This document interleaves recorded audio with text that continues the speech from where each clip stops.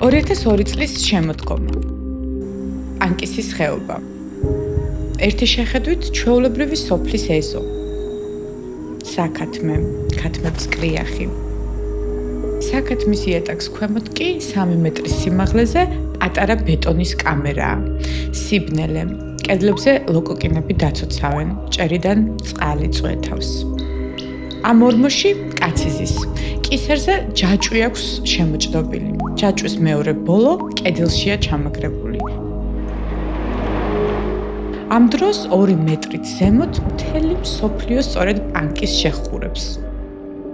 ხეობაში ქართული ძალოვნების ანტიკრიმინალური ოპერაცია მიმდინარეობს. ბლოკპოსტები, რეიდები, სპეცდანაყოფები და ვერავინ პოულობს მიწის ქვეშ ჩამწყვდეულ კაცს, ან არავის სურს რომ იპოვოს.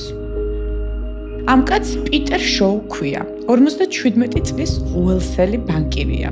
ევროკავშირმა საქართველოში ბანკის ასაშენებლად გამოგზავნა. აქ კი ის ორმოში ჩასვეს. ეს ტყვეობა 151 დღეს გაგრძელდება და როცა დასრულდება, კითხვები კიდევ უფრო მეტი რჩება. ვინ გაიტაცა, ვინ იცოდა და ის ღამე, როცა გაათავისუფლეს. რეალური სპეცოპერაცია იყო თუ კარგად დადგმული სპექტაკლი. პიტერ შოუ სამხრეთ უელსიდანაა, მაესტეგიდან, მაღაროელების პატარა ქალაქიდან. წლების განმავლობაში ჩვეულებრივი ბრიტანელი ბანკირის ცხოვრებით ცხოვრობდა. პატარა ქალაქ კაუბრიჯში მიდლენდ ბანკის ფილიალს ხელმძღვანელობდა და იქვე ძველი ქვის კოტეჯში ცხოვრობდა. 1996 წელს ევროკავშირის დახმარების პროგრამამ იგი საქართველოში ჩამოიყვანა. ქვეყანას სოფლის მეურნეობის დასაფინანსებლად საკუთარი ბანკი სჭირდებოდა და 99 წელს შოუ აგრობიზნეს ბანკის შექმნის პროექტს ჩაუდგა სათავეში. საქართველოში 6 წელი იმუშავა, აქ ასე ვთქვათ, ცხოვრებაც აწყო, ყავდა ქართველი შეყვარებული დიანა და ვაჟი დენი. 2002 წელს ივნისში კონტრაქტი ეწურებოდა 2 დღეში ოჯახთან ერთად სამუდამოდ მიფრინავდა უელსში. კონტექსტისთვის გაიხსენეთ 2002 წლის საქართველო. შევარდნაძის ეპოქის მიწურულია, საერთაშორისო სავალუტო ფონდი საქართველოს ხელისუფლებას გამოუსწორებლად კორუმპირებულს უწოდებს. მსოფლიო ბანკი დახმარებას აჩერებს, ბიუჯეტი იშლება, ქვეყანა კი დონორების ფულზეა დამოკიდებული. მაგრამ ქვეყანაში ყვავის ერთი ბიზნესი, ადამიანების მოტაცება. თავად შევარდნაძეც კი აღიარებს, რომ ადამიანების მოტაცება ჩვენთან იმ პერიოდში მოდად იქცა. მაშინდელი ქართული პრესა წერს, ქვეყანაში 100-მდე კაცისგან შემდგარი ქსელი მოქმედებს, თბილისელი კრიმინალები კანდიდატებს არჩევენ და ოპერაციას გეგმავენ, შემსრულებლები კი მსხვერპლს ხეობაში მალავენ. წლები ასე გრძელდება და თითქმის არავინ ისჯება. და რა ხდება პანკისში? ჩეჩნეთის ომს გამოქცეული ათასობით ლტოლვილი, მათ შორის შეიარაღებული რაზმები, მოსკოვი ამტკიცებს, რომ ხეობაში ალ-ქაიდა ბუდობს და თბილისს ულტიმატუმს უგზავნის. ვაშინგტონი კი საქართველოში სამხედრო ინსტრუქტორებს აგზავნის და ქართველ ჯარისკაცებს წვრთნის.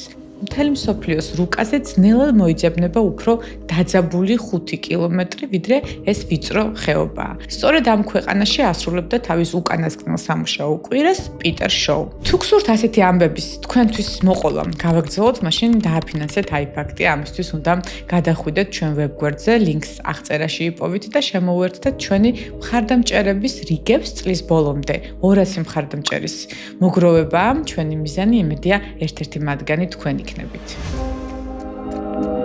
2002 წლის 18 ივნისი, საღამო, თბილისი, შოუ სამსაღამოს ქართულ კოლეგებთან გამოსამშვიდობებელი შეხვედრა აქვს ჩანიშნული. ჩაბოდნები თითქმის ჩალაგებულია. ბანკის მახლობლად მის მანქანას 3 პოლიციელი აჩერებს. ფორმები ნამდვილს გავს, პოლიციელები არა. 7 შეიარაღებული კაცი შოუს მანქანიდან გამოათრევს. ქუჩაში სროლაც ისმის, ნამდვილი პოლიცია გამტაცებლებს ებრძვის, მაგრამ უშედეგოდ. ბრიტანელი ბანკირი ქალაქის ცენტრიდან უკვალოდ ქრება.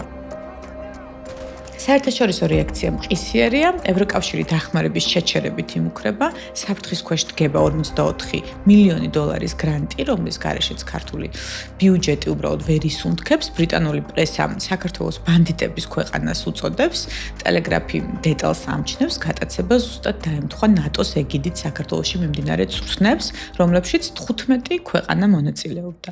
გამტაცებლები $2 მილიონ ითხოვენ. შედარებისთვის ეს აგრობიზნეს ბანკის მთელი სარეზერვო ფონდის თითქმის ნახევარია. გატაცების შემდეგ პირველი კვირები გზაში გადის, შოუს მოგონებებში ეს პერიოდი ასე გამოიყურება. ბალაკლავებიანი კაცები, ხელბორკილები, მიკროავტობუსი, მოძრაობა, ღამით კარვები, მთაში გაუთავებელი წვიმა. მერე პანკისი და ორმო. აქ საქათმის ქვეშ ჩამალულ ბეტონის კამერაში პიტერ შოუ ტყვეობის დიდ ნაწილს თითქმის 4 თვეს გაატარებს. ზემოთ კი ხეობაში 25 აგვისტოს ფართო მასშტაბიანი ანტიკრიმინალური ოპერაცია იწყება. მისი ერთ-ერთი განცხადებული მიზანი სწორედ მძევლების გათავისუფლებაა. უწყებები აღიარებენ ხეობაში სულ მცირე 2 მძევალია, ბერი და ბრიტანელი ბანკირი.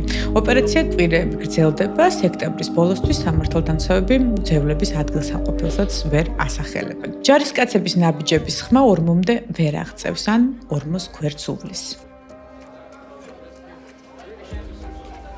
6 ნოემბრის გვიანი საღამო. ქართული უწყებები მოულოდნელად აცხადებენ, პიტერ შოუ თავისუფალია და თბილისში ჩამოვიყვანეთო.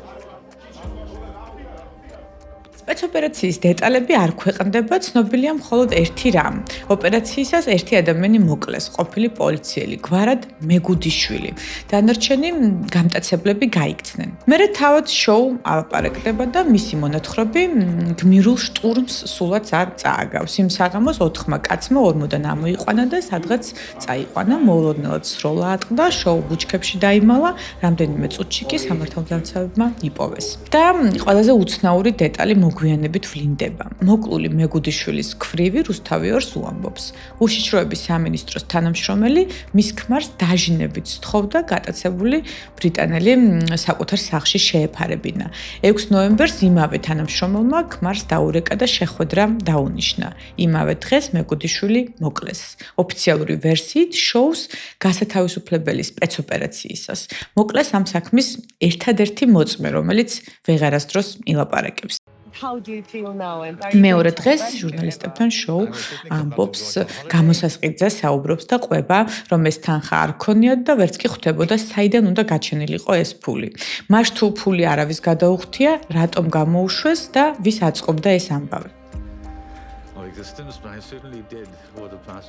ნოემბრის დასაწყისში შევარდნაძის მთავრობა კრიზისშია, პარლამენტი ეკონომიკური გუნდის მინისტრების გადადგომას ითხოვს, ბიუჯეტში 80 მილიონი ლარის ხვრელია, თითქმის ზუსტად იმხელა, რამხელა დახმარებასაც ევროკავშირისგან ელოდებიან.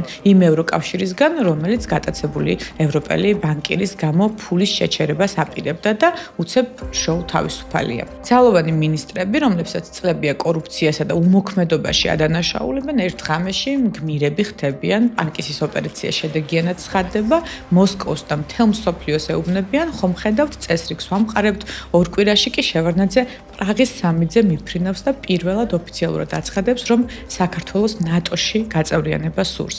დეკემბერში კახეთის უშიშროების სამსახურის უფროსი ბრიტანეთში მიფრინავს გათავისუფლებული ძევლის დასაკითხად, დაბრუნებული კი აცხადებს, შოუმ 2 გვარი დაასახელა. სოფლის მეურნეობის მინისტრი დავით კირვალიძე და კომპანია უშბას პრეზიდენტი გოჩა ფიფია. აქვე სიცხადისთვის ეს ბრალდება არ არის, ეს ტყვეობიდან დაბრუნებული კაცის ეჭვია, ისიც ქართული ძალოვანის პირით გაჟღერებული, ბრალი არც ერთ მათგანისთვის არასდროს წაუყენებია და სწორედ ეს არის საინტერესო, ეს კვალი არავის შეუმოწმებია ისე, რომ საზოგადოებას პასუხი გაეგო. 2005 წელს 1 წუთით ჩანდა თითქოს საქმე დაიძრა, რადგან უზენაესმა სასამართლომ 22 წლით თავისუფლების აღკვეთა მიუსაჯა შოთა ჭიჭიაშვილს, კაცს, რომელსაც მედია გამტაცებელთა მეფეს უწოდებდა, ესპანელი ბიზნესმენების გატაცება, დეპუტატის გატაცება, მკვლელობა, თავდაპირველად მას პიტერ შოუს საქმეც ედებოდა ბრალად. მერე ეს ბრალდება ჩუმად მოეხსნა, თავად შოუ ამ დროს საქართველოში ჩამოსასვლელად ემზადებოდა, რომ ჩვენება მიეცა. პიტერ შოუს ისტორია მხოლოდ ერთი გატაცების ამბავი არ არის, ეს გვიანი შევარდნაძის საქართველოს ანატომიაა გარკვეული. იმ საქართველოში გატაცება ბიზნესი იყო, კონვეირი, რომელიც სახელმწიფოს ჩრდილში მუშაობდა. პანკისი კი ამ თამაშში ყოველთვის სარფიანი ადგილი იყო რუსეთისთვის. ზეწოლის საბაბი იყო 2003 წელს თებერვალში გაეროს ტრიბუნიდან ამ პატარა ხეობას კოლინ პაუელიც კი ახსენებს ამერიკისთვის ტერორთან ომის პლაცდარმი კავკასიაში ქართული ელიტისტვის ტერიტორია, სადაც ყველაფერი იმალებოდა და როგორც ჩანს, ყველაფერი იყიდებოდა. ბრიტანელი ბანკირი ამდით თამაშში პატარა ფიგურა აღმოჩნდა, მისი გატაცება მთელ სისტემას ამხელდა, მისი დროული გათავისუფლება კი ისევ ამ სისტემას გადაარჩენდა. პიტერ შოუ უელსში დაბრუნდა და გამოსცა წიგნი სახელად ორმო, უელსის პირველმა მინისტრმა, როდრი მორგანმა მას ნამდვილი უელსელი გმირიც კი უწოდა. ბოლო ინტერვიუებში უკვე 77 წლის შოუ ისევ აუბრიჯში საკუთარ ძველ ქვის კოტეჯში ზის და ამ ისტორიას უკვე ღიმილითაც კი ყვება. საქართველოში კი ეს საქმე ჩაიფარცხა პიტერ შოუს გატაცებისთვის სასამართლოს დღემდე არავინ წარს დგომია. თუ გინდათ რომ ასეთი ამბები ჩრდილში არ დარჩეს, გამოიწერეთ უცხო ამბების YouTube არხი, ეს ვიდეო კი გააზიარეთ და მოიწოდეთ.